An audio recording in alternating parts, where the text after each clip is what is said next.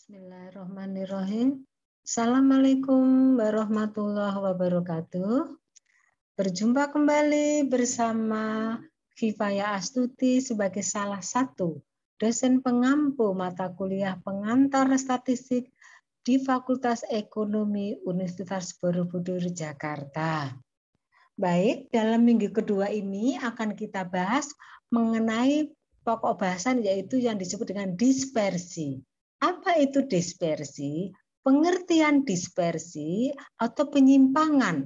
Jadi dispersi sama dengan penyimpangan atau disebut dengan variansi. Adalah suatu ukuran yang menyatakan seberapa jauh penyimpangan nilai-nilai data yang ada dari nilai pusatnya.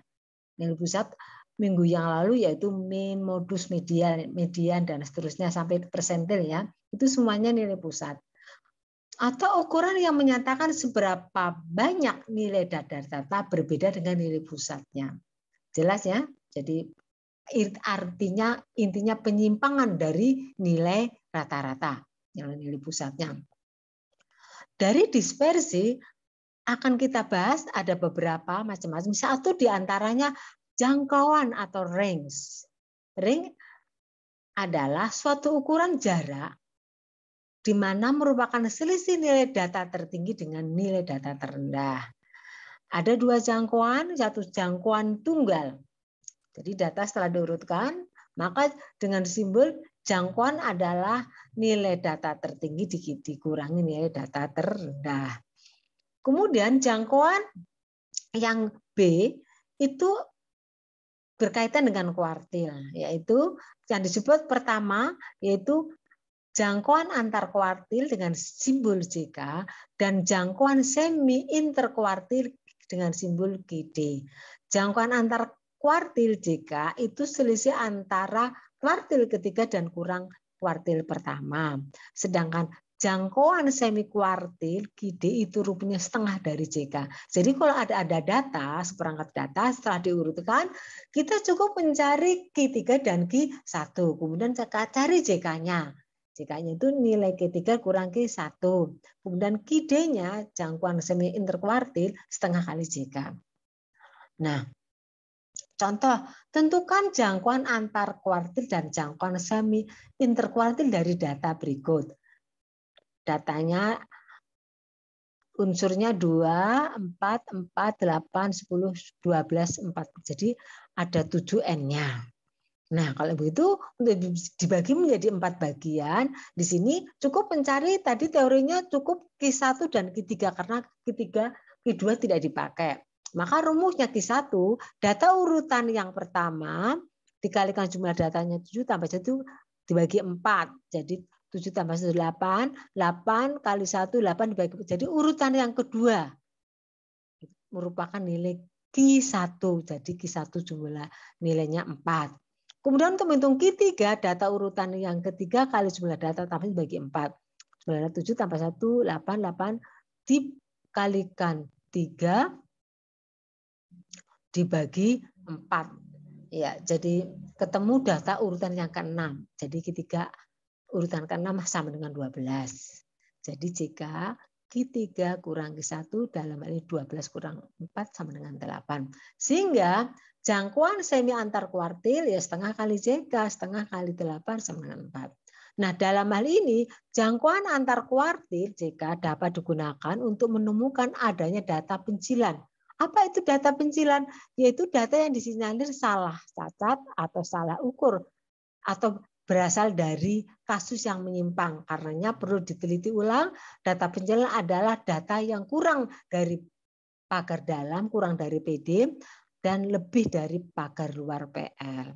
Jadi rumusnya Anda harus mencari setelah mencari JK, dicari rumus L. L itu batasan L sama dengan 1,5 kali JK. JK itu tadi Q3 kurang Q1. Nah, baru menghitung PD pada pagar dalam, yaitu Q1 kurang L. Kemudian pagar luar Q3 ditambah L. Ini batasnya nanti. Karena data pencilan itu data yang kurang dari pagar dalam dan lebih dari pagar luar. Ya. Contoh Cermatilah apakah terdapat data pencilan dari data di bawah ini. Kita lihat ternyata datanya setelah diurutkan. Jumlahnya data ada 15. Maka kita untuk menghitung Q1 dan Q3 saja. Untuk menghitung Q1, jumlah urutan I1 ditambah jumlah data 15 tambah 1 bagi 4. 15 tambah 16, 16 kali 1, 16 bagi 4. Maka urutan keempat itu, data urutan keempat adalah nilai Q1. 1, 2, 3, 4. Jadi nilai Q1 adalah 50. Sedangkan nilai Q3 urutan ketiga kali jumlah 15 tambah 1, 16 dibagi 4. 16 kali 3, 48 bagi 4. Oh, data urutan ke-12. Data urutan ke-12 itu nilainya 95. Ya. Jadi data urutan ketiga nilai 68.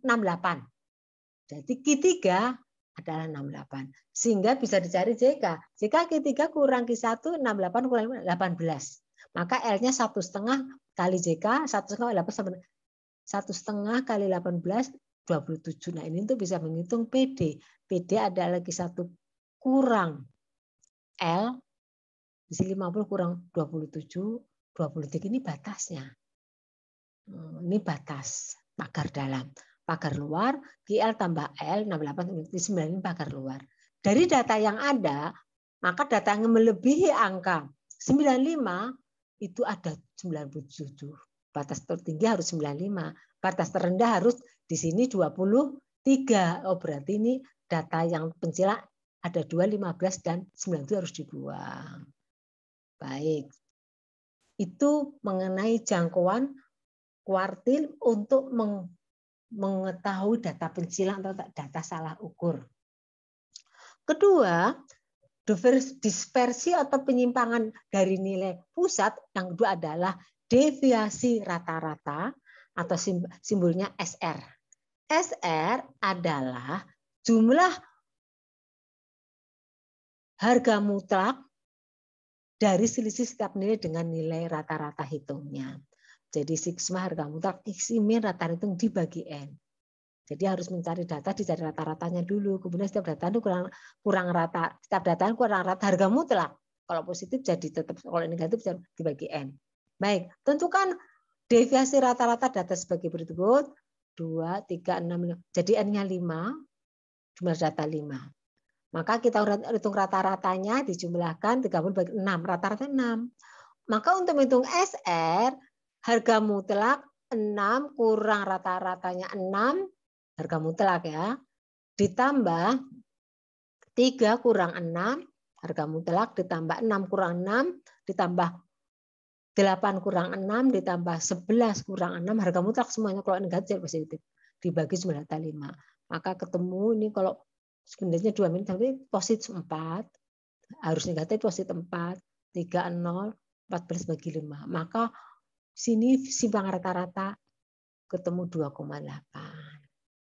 Sekarang yang penting, yang paling penting digunakan nanti dalam perhitungan, varian dan simpangan baku. Prinsipnya, varian adalah sigma atas jumlah dari kuadrat. Selisih rata-rata itu dengan setiap nilainya. Jadi setiap nilai dikurangi rata-rata, dikuadratkan, kemudian dijumlahkan, sigma jumlah. Dan dibagi jumlah data. Dilama dengan simbol S kuadrat. Untuk sampel populasi, tok kuadrat untuk populasi. Nah, variasi data tunggal itu tergantung jumlah data. Rumusnya variasi itu S kuadrat. Kalau ada 2 metode, rumus metode biasa dan metode angka kasar, juga tergantung jumlah data.